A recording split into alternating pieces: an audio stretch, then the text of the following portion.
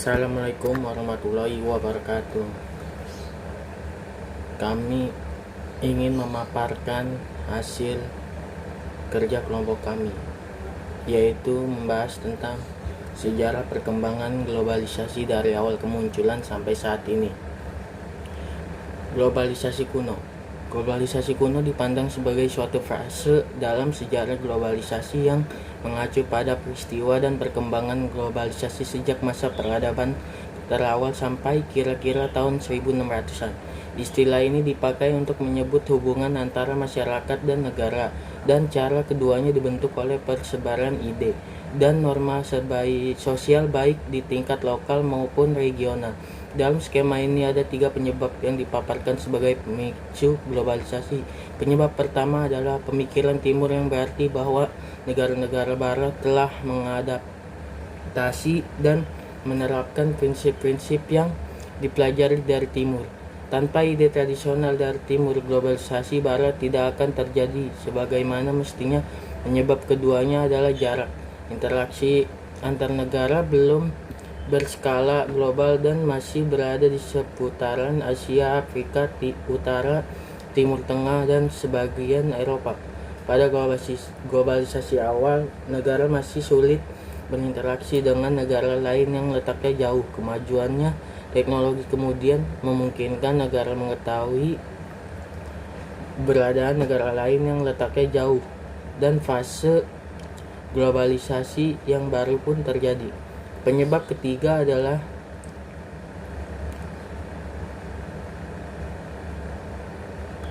saling ketergantungan, kestabilan, dan regulitas. Jika suatu negara tidak bergantung dengan negara lain, tidak ada cara lain bagi negara tersebut untuk memengaruhi dan dipengaruhi oleh negara lain. Inilah salah satu penggerak utama di balik hubungan dan perdagangan global.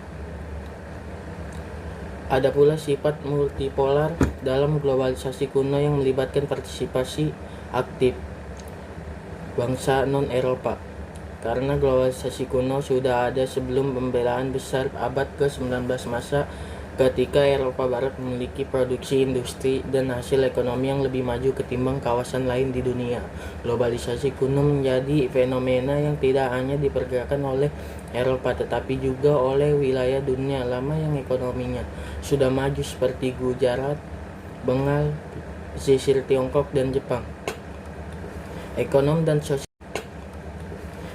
dan sosiolog histori Jerman Andre Gander Frank berpendapat bahwa globalisasi diawali oleh munculnya hubungan dagang antara Sumer dan peradaban lembah Indus pada milenium ketiga sebelum Masehi. Globalisasi kuno ini terjadi pada zaman Helenistik, zaman ketika pusat-pusat kota komersial membentuk poros budaya Yunani yang merentang dari India sampai Spanyol, termasuk Alexandria dan kota-kota era Alexander lainnya. Sejak itu, posisi geografis Yunani dan impor gandum memaksa bangsa Yunani melakukan perdagangan lewat laut. Perdagangan di Yunani kuno sangat tidak dibatasi, dan negara hanya mengendalikan suplai gandum. Globalisasi modern awal. Globalisasi modern awal atau proto-globalisasi mencakup periode sejarah globalisasi antara 1600 dan 1800. Proto-globalisasi ini diperkenalkan oleh sejarawan yaitu yang bernama A.G. Hopkins dan Christopher Bailey. Istilah ini berarti fase peningkatan hubungan perdagangan dan pertukaran budaya yang menjadi ciri khas periode sebelum munculnya globalisasi modern pada akhir abad ke-19. Fase globalisasi ini dicirikan oleh bangkitnya Imperium Maritim Eropa pada abad ke-16 dan 17. Imperium pertama yang muncul adalah Portugal dan Spanyol, yang diikuti oleh negara lain yaitu Belanda dan Britania. Pada abad ke-17, perdagangan dunia berkembang lebih jauh ketika perusahaan kerajaan Carteret Company seperti British East India Company didirikan tahun 1600 dan French East Indies Company didirikan tahun 1602. Sering dianggap sebagai perusahaan multinasional pertama yang membuka sahamnya.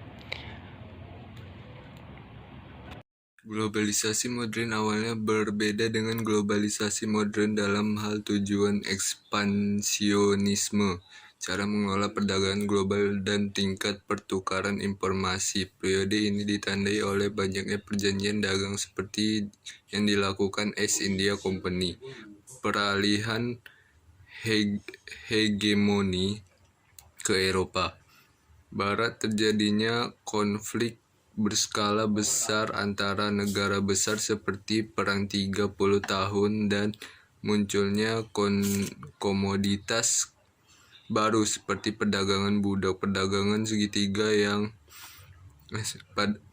segitiga memungkinkan Eropa mendapatkan keuntungan dari sumber daya dunia barat. Perpindahan hewan, tanaman, dan wabah penyakit yang dikaitkan dengan konsep pertukaran Columbus oleh Alfred Crosby juga memainkan peran penting dalam proses ini. Perdagangan dan komunikasi modern awalnya melibatkan banyak kelompok masyarakat, termasuk pedagang Eropa, Muslim, India, Asia Tenggara, dan Tiongkok, terutama kawasan Samudra Hindia. Sepanjang abad ke-19, globalisasi mulai mendekati bentuknya yang modern akibat revolusi industri. Industrialisasi memungkinkan standarisasi produksi barang-barang rumah tangga menggunakan ekonomi skala, sedangkan pertumbuhan penduduk yang cepat menciptakan permintaan barang yang stabil. Pada abad ke-19, kapal uap sangat menghemat biaya transportasi internasional, dan kereta api menjadikan transportasi darat lebih murah. Revolusi transportasi terjadi antara 1820 dan 1850. Jumlah negara yang ikut dalam perdagangan internasional semakin banyak.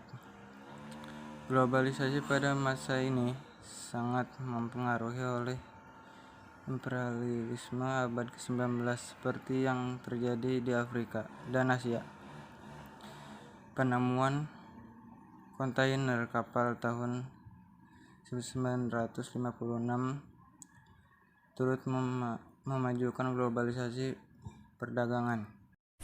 Setelah Perang Dunia Kedua, para politikus berhasil mewujudkan konferensi Bretton Woods, perjanjian yang disepakati negara-negara besar untuk menyusun kebijakan moneter internasional, perdagangan dan keuangan, dan pembentukan sejumlah lembaga internasional yang bertujuan memfasilitasi pertumbuhan ekonomi, pembebasan perdagangan secara bertahap, dan penyederhanaan dan pengurangan batasan perdagangan.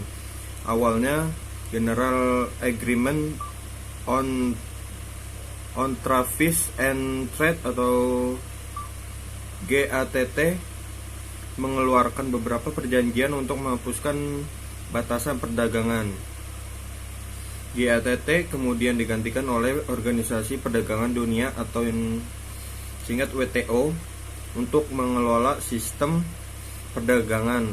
Ekspor nyaris berlipat dari 8,5% total produksi bruto dunia tahun 1970 menjadi 16,2%. Tahun 2001, pemanfaatan perjanjian global untuk memajukan perdagangan terhambat oleh gagalnya putaran negosiasi Doha.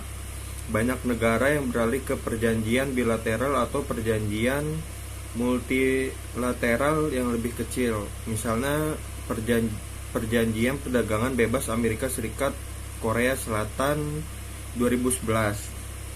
Sejak 1970-an, penerbangan semakin terjangkau bagi kelas menengah di negara-negara berkembang.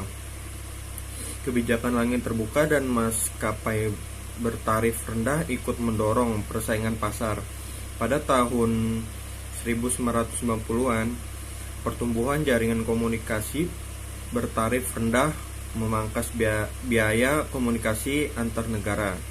Banyak hal yang bisa dilakukan melalui komputer tanpa memedulikan lokasinya, seperti akuntansi, pengembangan perangkat lunak, dan desain rekayasa.